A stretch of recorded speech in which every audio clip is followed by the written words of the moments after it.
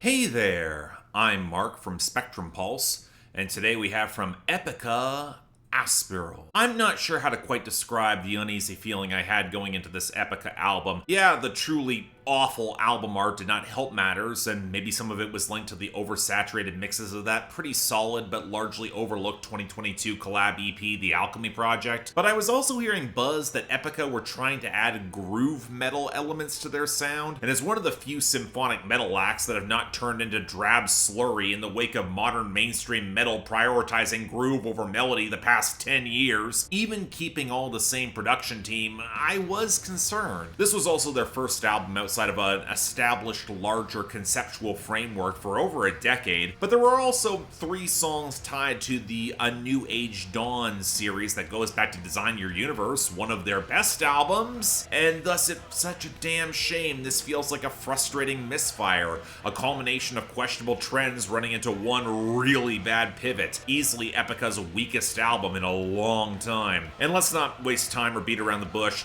the production is the most overcompressed and oversaturated that it's ever been, and for an hour-long symphonic metal album, short-circuiting any dynamic so the songs become this wall of orchestral swell, it's a recipe for ear fatigue. And that's before you consider the addition of these filmy but really tinny keyboard elements that are just drizzled over top of the mix right from the very start on Cross the Divide and Arcane, later continuing on Apparition, and they add nothing but annoyance. Hell, back with Omega, I was saying they had some pretty good taste in synthesizers, they should use them more. Couldn't have been more wrong with that. And I love Simone Simons' voice, and the guitar work is still excellent. And I only think this band is getting better at assembling accessible, dramatic hooks augmented by a rich orchestral backdrop that actually has some budget. So why brick everything so you can't accentuate some of those unique elements? Give them some actual space to breathe. Although, given the closing title track has a pretty solid crescendo that ultimately fades back into piano ballad territory and really feels unsatisfying,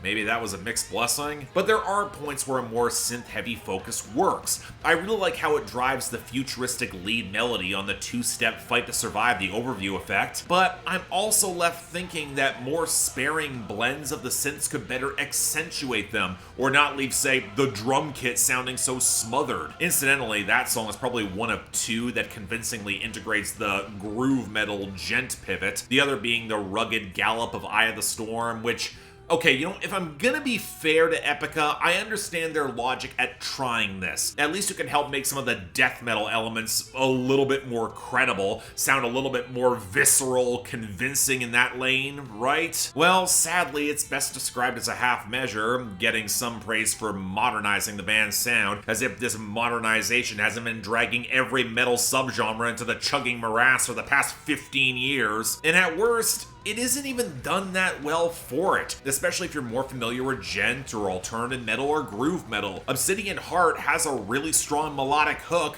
Why is the bass riff clipping the mix as badly as your average SoundCloud rage track? And yet I probably would still take that song over Time, comparably well mixed, but one of the clunkiest songs that Epica has ever assembled, trying for this goofy Tim Burton homage that Nightwish did better nearly 15 years ago. I find it very revealing as well that the A New Age Dawn songs, they largely avoid that genre diversion and the overdone synths in order to fit with the more traditional orchestral dynamics of the series, and quite frankly, they wind up better for it. Still a little oversaturated, but the contrast between them and the rest of the album, it's jarring. But if we are going to circle back to lyrics, if I'm going to be that one person who pays way too much attention to symphonic metal songwriting, Aspiral features some of Epica's most undercooked ideas in years. The broad arc circles around coming together to transcend, where collective action is the only way to break out of ossifying pain and depression that can help you reclaim control of your own life for yourself. And look, I'm not saying any of that is bad, obviously. With more acceptance of the spiritual unknown that Epica don't fully understand, there is still that driving optimism towards the human spirit that is invigorating. And their portrayal of the overview effect, it's quite frankly more compelling than what Steven Wilson attempted on an entire album this year. But there's a thematic depth across Epica's best writing and best albums that builds on ideas, whereas many songs on this project just hit the same broad strokes over and over, and it winds up feeling a lot shallower in response. In short,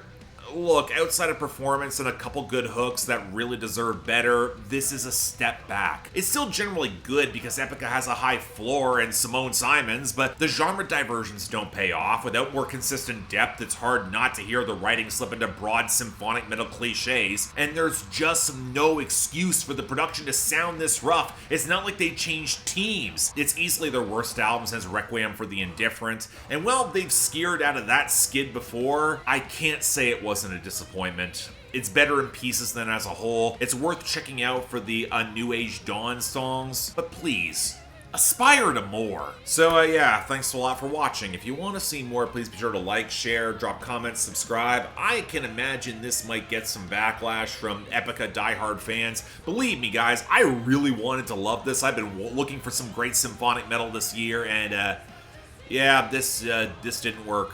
I hate to say it, I wanted it to really connect, but it felt really disjointed. It really did not come together, and the production is god-awful. But yeah, beyond that, anything else I might be able to do to improve my presentation, I'm all ears. Leave some comments down there below. And hey, if you all want to get involved in getting projects on my schedule, arguing with me on my Discord, supporting my channel in general, YouTube memberships and Patreon are available. Don't feel obligated, tough times, believe me, but options available there. Till then, I'm Mark.